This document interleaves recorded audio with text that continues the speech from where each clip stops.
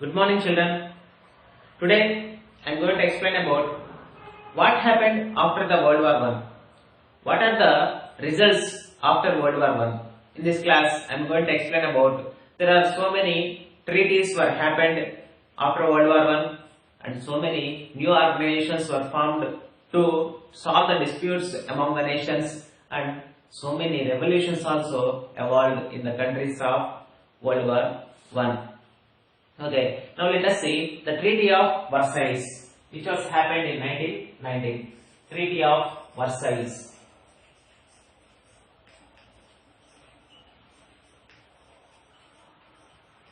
Treaty of Versailles. It was happened in 1919.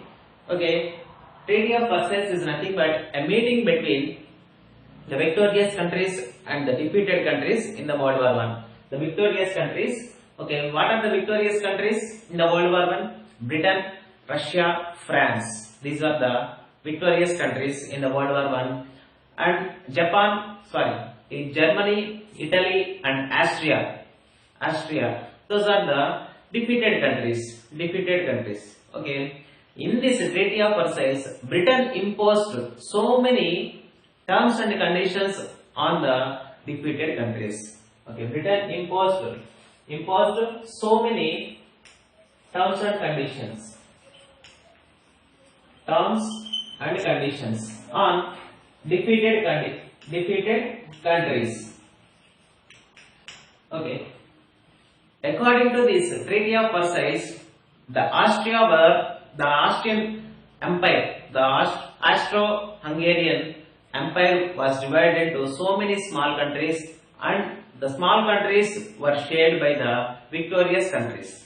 In this Treaty of Versailles, according to this Treaty of Versailles, the Austro-Hungarian Empire were divided into so many small countries, and they were shared by the victorious countries.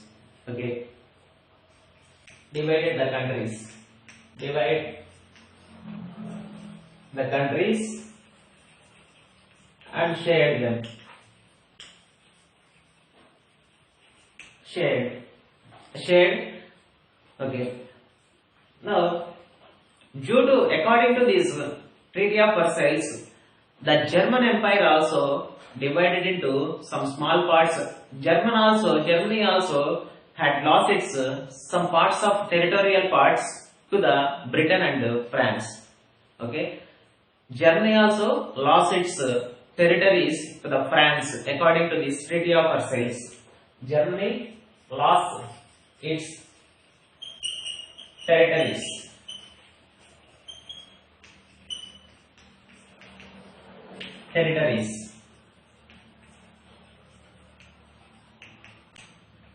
Okay. Finally, the Britain imposed so much of penalty to the Germany. Germany had to pay a heavy amount to the Britain and the victorious countries. In these terms and conditions, Britain had imposed heavy penalty, had imposed so much of penalty to the Germany. That's why Germany had to pay the war indemnity or war compensation to the victorious countries. Okay, due to this, in this Treaty of Versailles, Germany had to pay the war indemnity or war compensation to the victorious countries. Okay, these are the terms and conditions which were imposed on the defeated countries in the Treaty of Versailles. Okay, now let us see. After this Treaty of Versailles, the new organization was evolved, that is the League of Nations. League of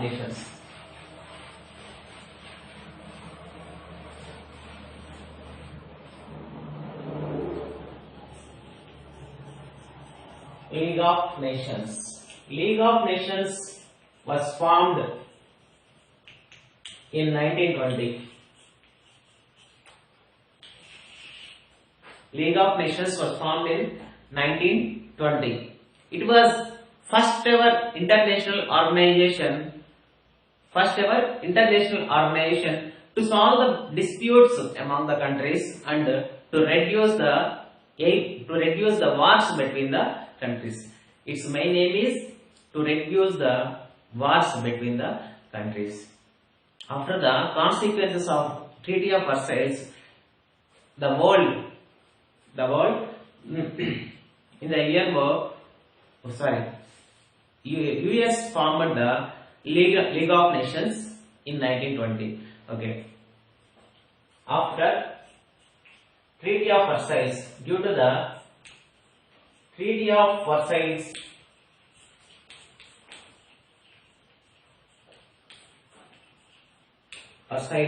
consequences,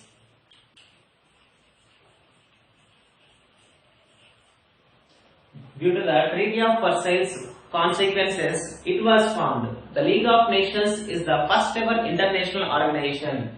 International organization is the first ever international organization.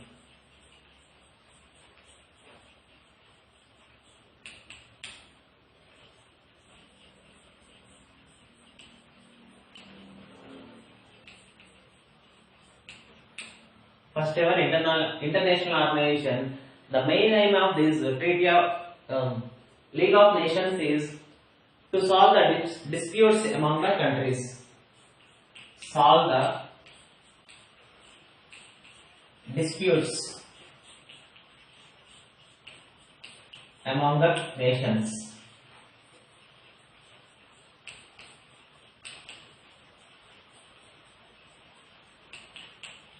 And it had about 58 members. It had about 58 members to solve the disputes between the countries and to reduce the wars between the countries.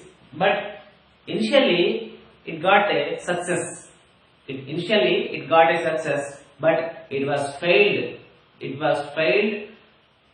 To evolve the World War II. Okay, it was failed to control World War II. Okay, this is about League of Nations. Okay, League of Nations was formed in 1920. It was the first ever international organization to solve the disputes among the countries, and the main aim of this League of Nations is to reduce the wars between the countries. It had about 58 members and it was failed to control the World War II. Okay, this is about the League of Nations. It was formed in 1920. Now let us see about the Russian Revolution.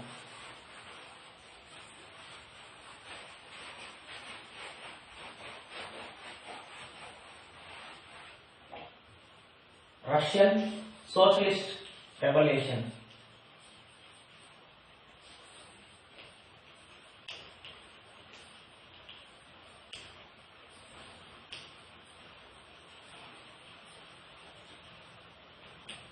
It was happened in between the years 1917 to 1922. Russian Socialist Revolution. It was happened in 1917 to 1922. Okay. In the early 19th century, the Russia was ruled by Tsar families.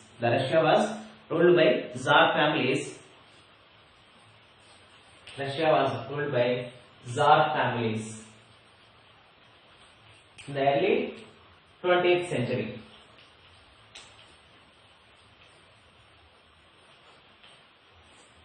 Okay.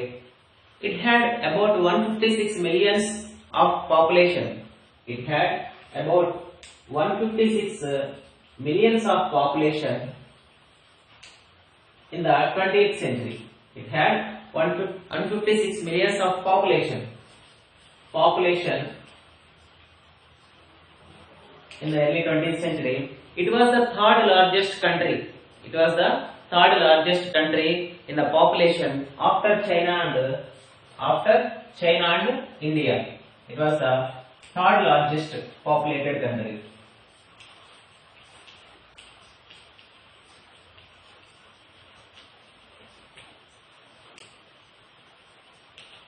After China and India, it was the third largest populated country in the world at the time of 20th century, at the beginning of 20th century.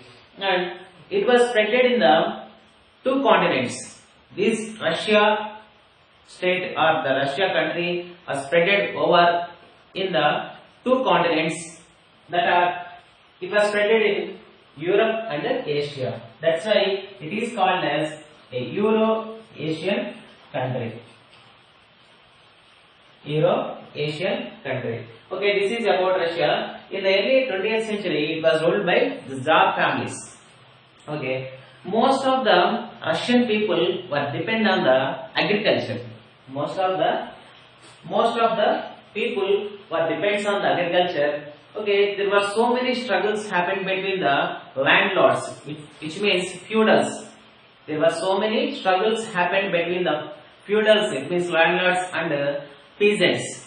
There were so many struggles were happened between landlords and peasants to control the over land, to get the rights over the land. There were so many struggles happened between feudals and peasants.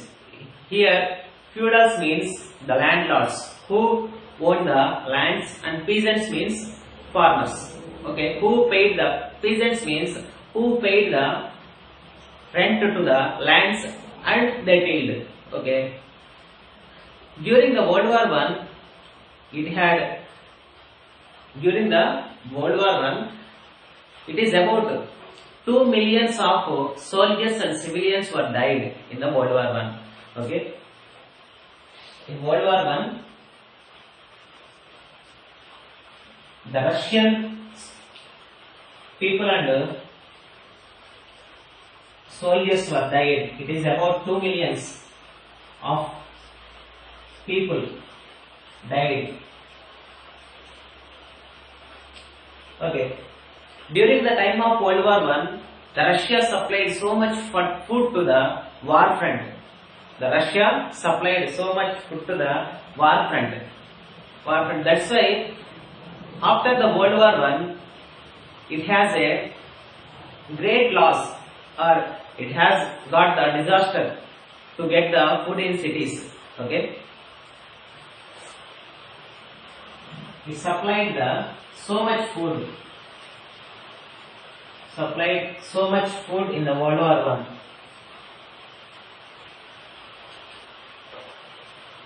Okay, in the World War I, it supplied so much food. Okay, it leads to shortage of food in the cities. That is why there is so much food shortage in the cities.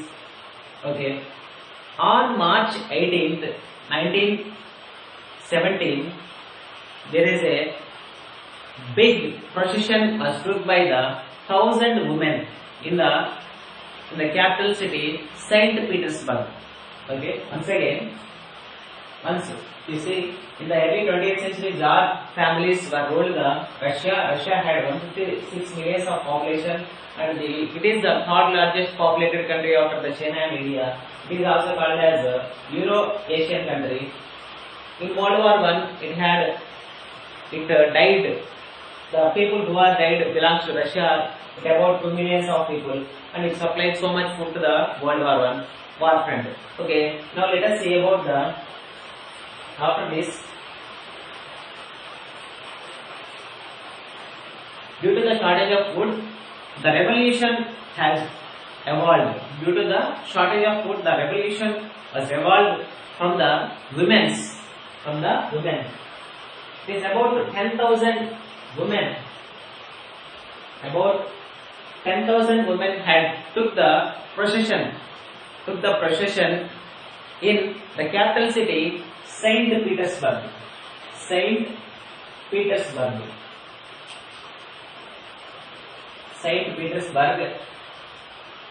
Its main theme is peace and bread.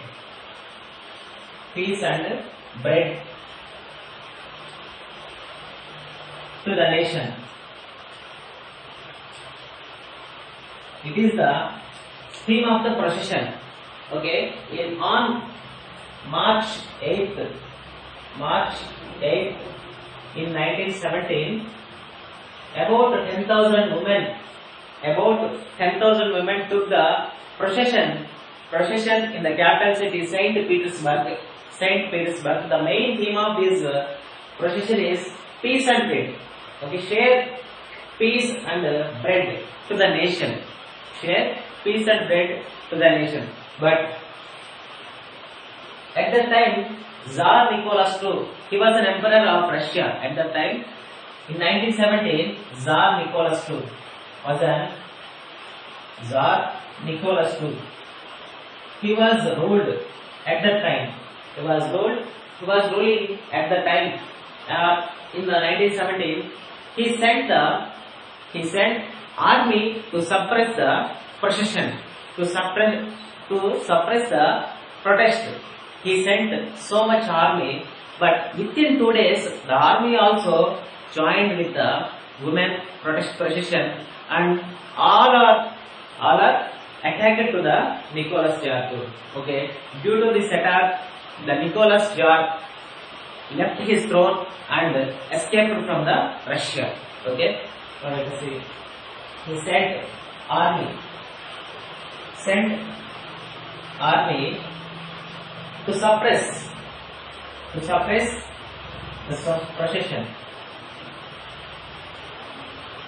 the procession. But the army also joined.